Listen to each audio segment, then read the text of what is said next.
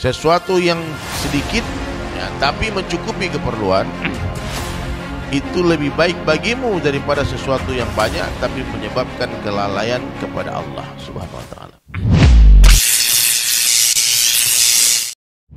Assalamualaikum warahmatullahi wabarakatuh.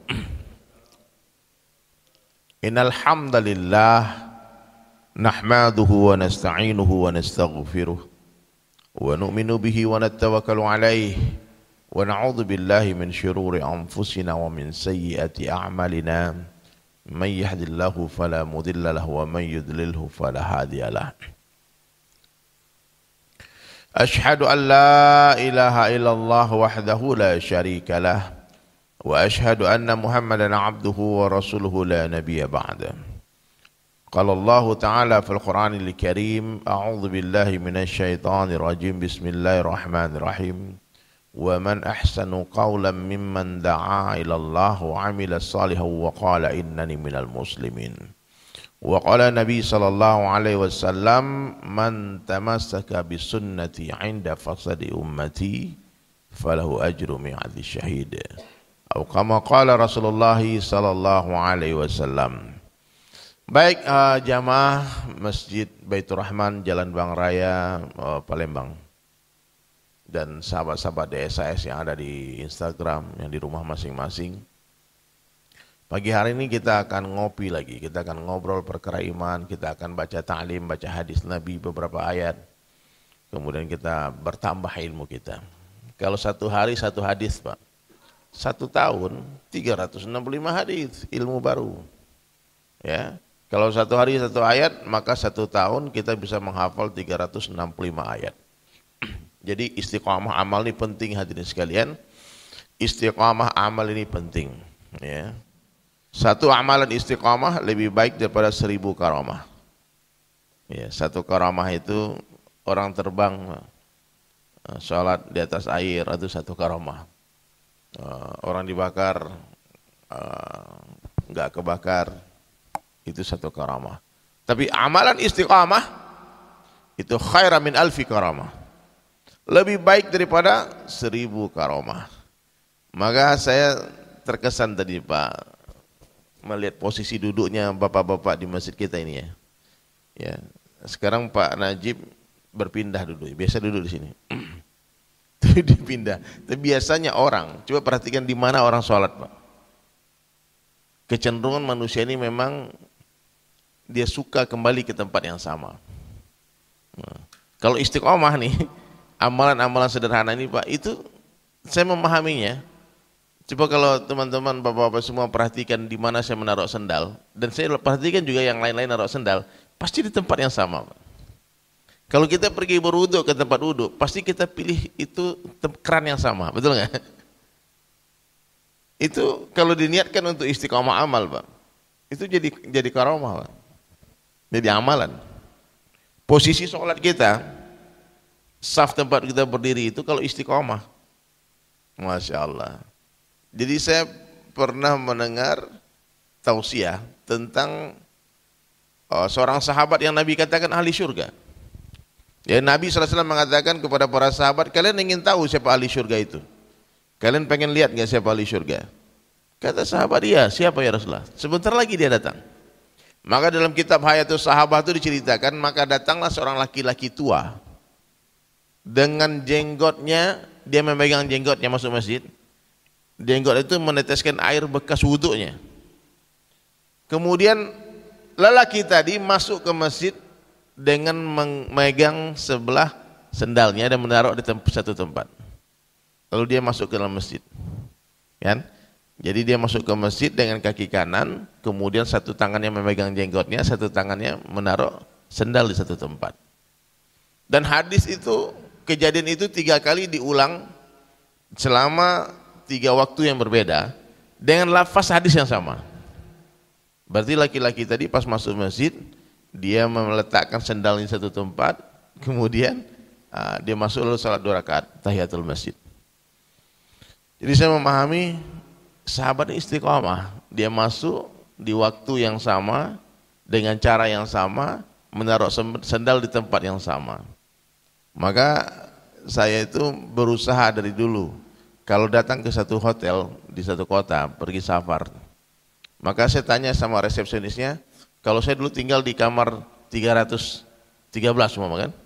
313. Saya akan tanya dulu resepsionis, kamar 313 free nggak? Kalau selagi masih tidak ada masalah di kamar itu, tidak ada alasan untuk pindah, menurut saya gitu.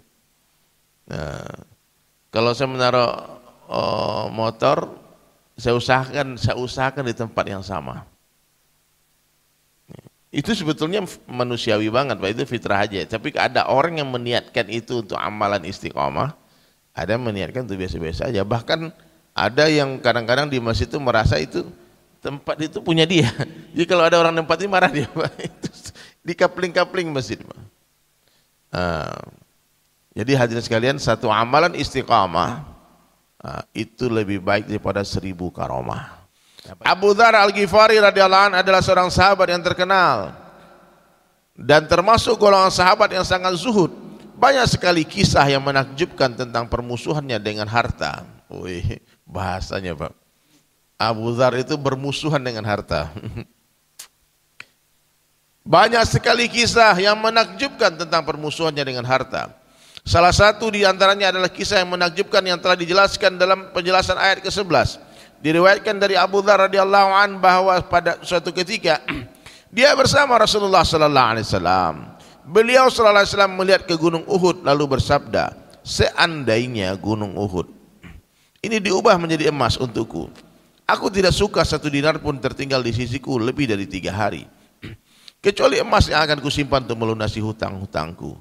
Kemudian Rasulullah SAW bersabda, orang yang memiliki harta yang sangat banyak biasanya memiliki sedikit pahala. Sedikit orang yang berbuat begini dan begitu. Perawi hadis ini telah mengisyaratkan berbuat begini dan begitu dengan menggerakkan kedua telapak tangannya. Kedua telapak tangannya dan mengarahkannya bergerak ke kanan dan ke kiri. Yakni memberi kepada orang-orang yang berada di sebelah kanan dan sebelah kiri sepenuh kedua telapak tangan. Maksudnya ialah memberi sebanyak-banyaknya kepada orang lain. Masya Allah. Bukhari.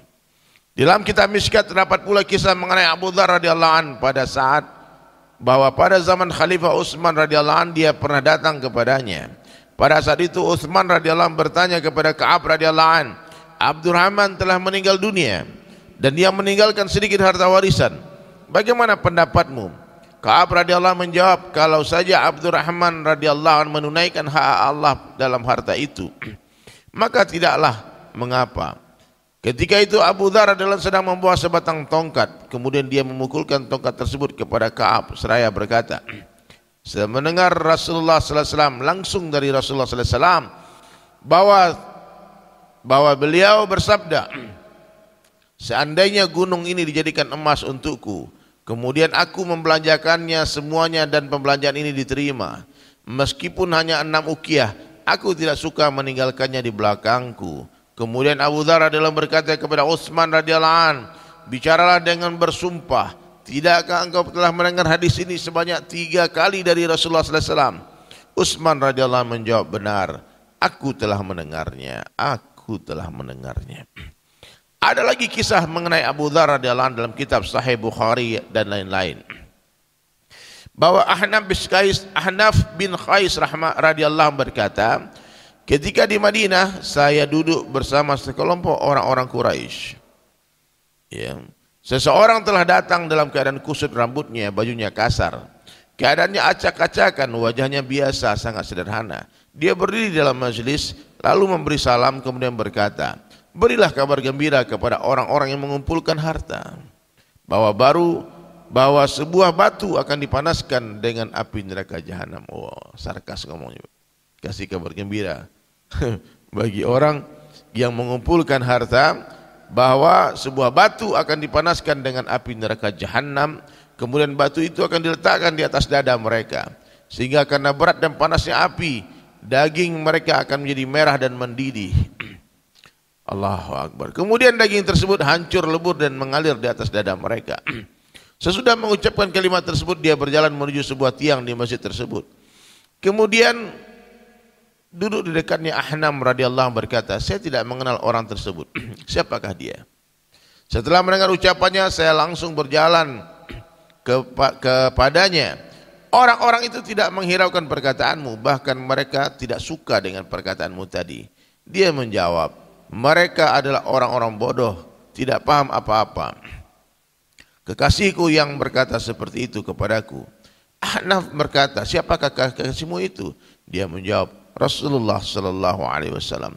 Rasulullah sallallahu alaihi wasallam pernah bersabda kepadaku, wahai Abu Dzar, apakah kamu melihat gunung Uhud itu? Saya menyangka bahwa Nabi sallallahu alaihi wasallam bermaksud mengirim saya untuk suatu pekerjaan ke tempat tersebut. Saya menjawab, iya saya melihatnya. Setelah itu Nabi sallallahu alaihi wasallam bersabda, seandainya saya memiliki emas sebesar gunung Uhud, saya akan menafkahkan semuanya kecuali 3 dinar. Adapun penjelasannya terdapat dalam riwayat lain.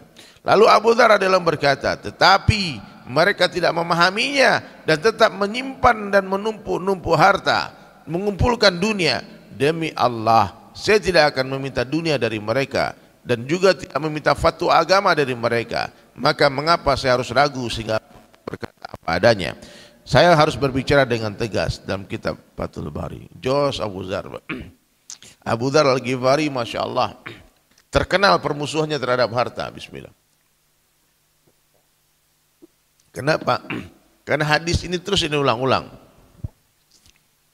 Saya pernah bersama Nabi sallallahu alaihi wasallam dan Nabi berkata, seandainya aku memiliki emas sebesar gunung Uhud.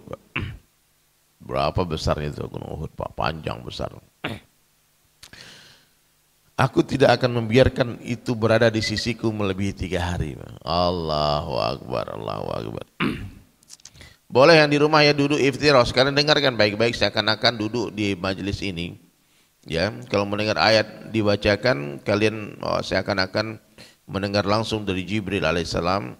Kalau kalian mendengarkan hadis dibacakan, seakan-akan kalian mendengar langsung dari baginda Rasulullah sallallahu alaihi wasallam. Kita masih fokus menggalang donasi untuk pembangunan Masjid Baitur Rahman Jalan Bang Raya Palembang. Hadis kedua dari Abu Hurairah radhiyallahu anhu berkata bahwa Nabi sallallahu alaihi wasallam bersabda, ketika seorang hamba berada pada waktu pagi, 2 malaikat akan turun kepadanya. Salah satu berkata, ya Allah, berilah pahala kepada orang yang menginfakkan hartanya. Kemudian malaikat yang satu lagi berkata, ya Allah, binasakanlah orang-orang yang bakhil. Ngeri Pak, ini doanya malaikat itu nggak mungkin nggak diterima Pak, makbul Pak.